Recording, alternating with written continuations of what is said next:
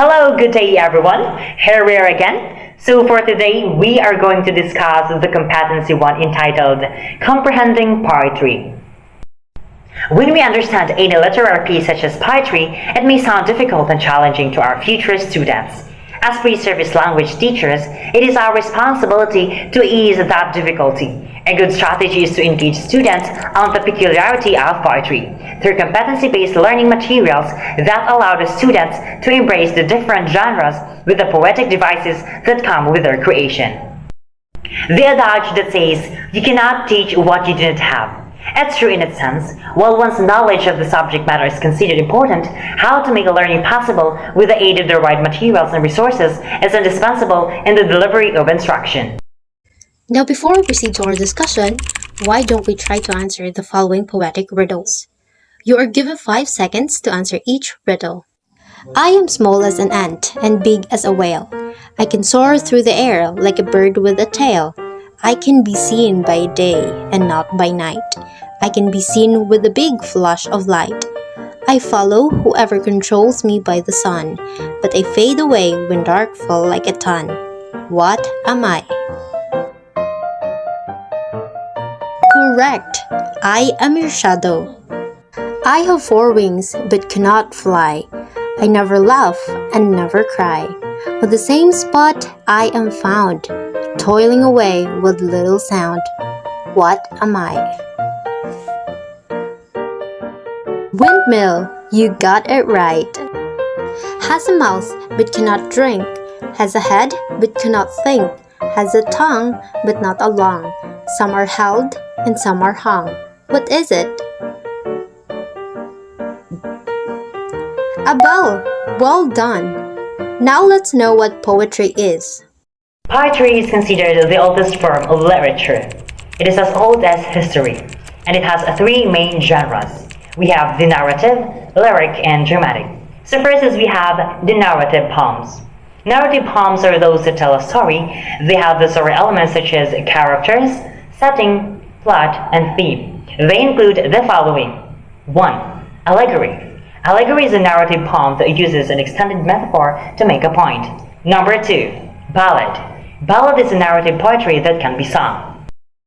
Number 4. Burlesque. Burlesque is a mock epic poem presented in a melodramatic way. Number 4. Epic. Epic is a long narrative poem that tells the story of a legendary hero. Now, let's proceed to the second genre. We have the lyric poem. Lyric poems are those that can be sung. They use song-like and emotional words to describe a moment, an object, a feeling, or a person. They include the following. Number 1. Riddle. Riddle is a short mystifying lyric poem that possesses a question. Number 2. Elegy. Elegy is a mournful poem as it honors the dead. Number 3. Haiku.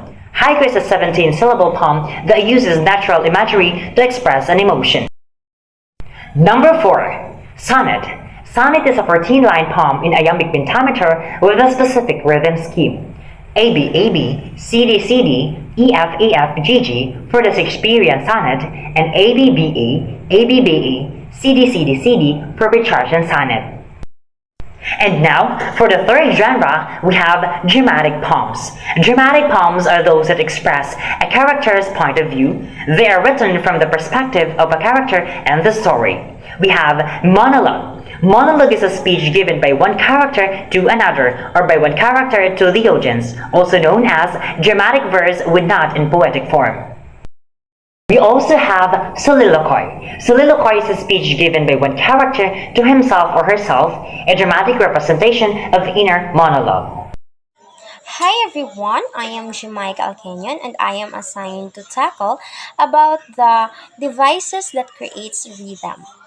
So rhythm, it is a use of stressed and unstressed syllables which creates what you experience as a pattern of beats in the sound of the words. So when we speak, certain syllables are stressed while others are unstressed.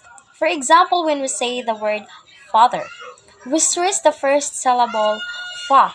So the K is being able to string the words together so that they form a pattern of stressed and unstressed syllables repeated line after line. So each pair of stressed and unstressed syllables is called foot. So let's proceed to the kinds of rhythm. The first one is ayam. It is the most common rhythms using the symbol X and check.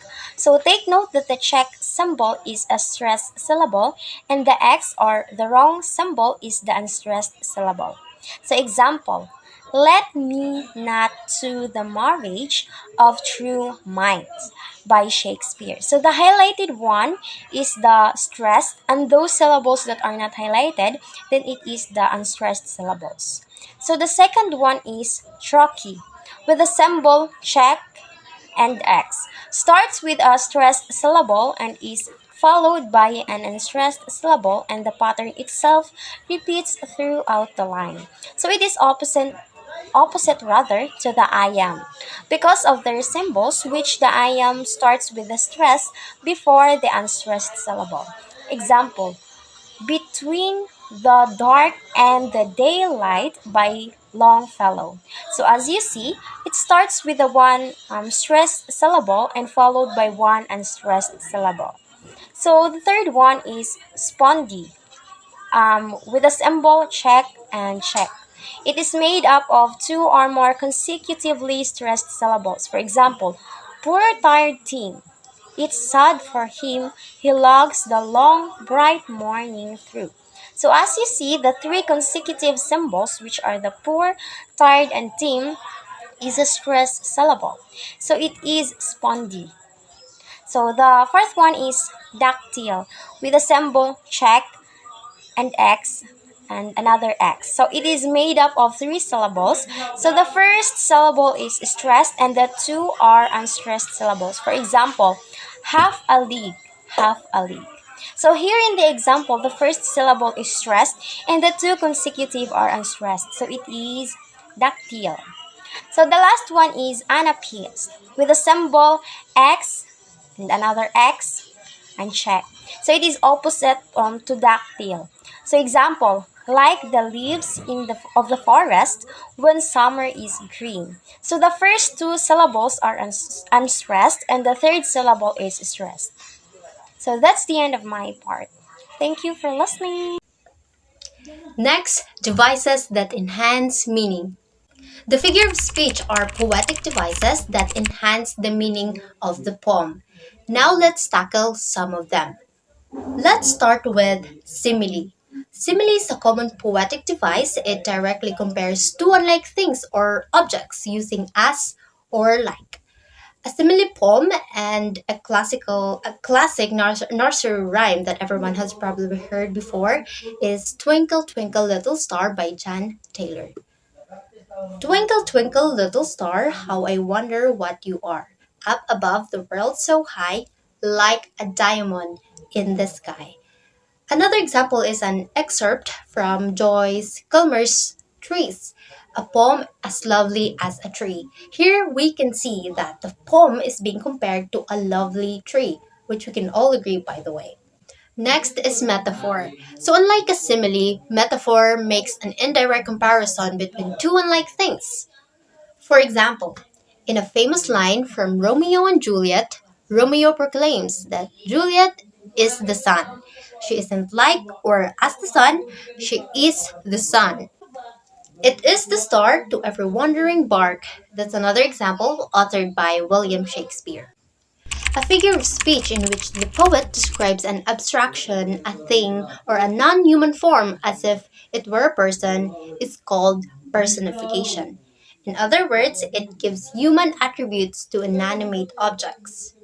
For example, hey diddle diddle, the cat and the fiddle, the cow jumped over the moon, the little dog laughed to see such sport, and the dish ran away with the spoon.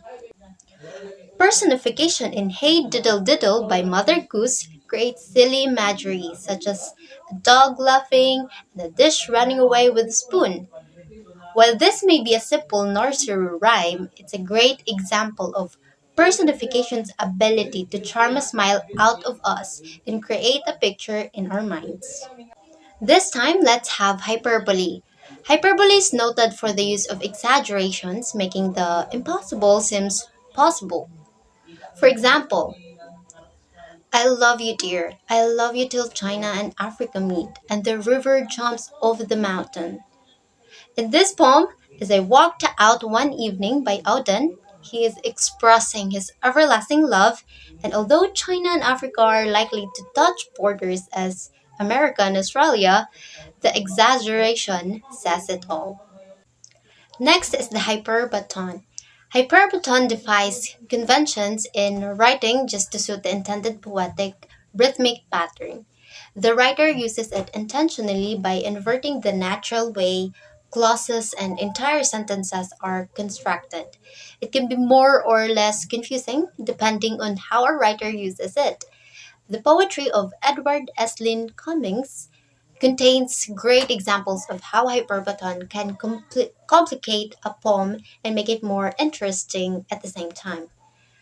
Examples include Next to, of course, God, America, I, May I Feel, Said He, Maggie and Millie and Molly and May, and It Everything Happens That Can't Be Done.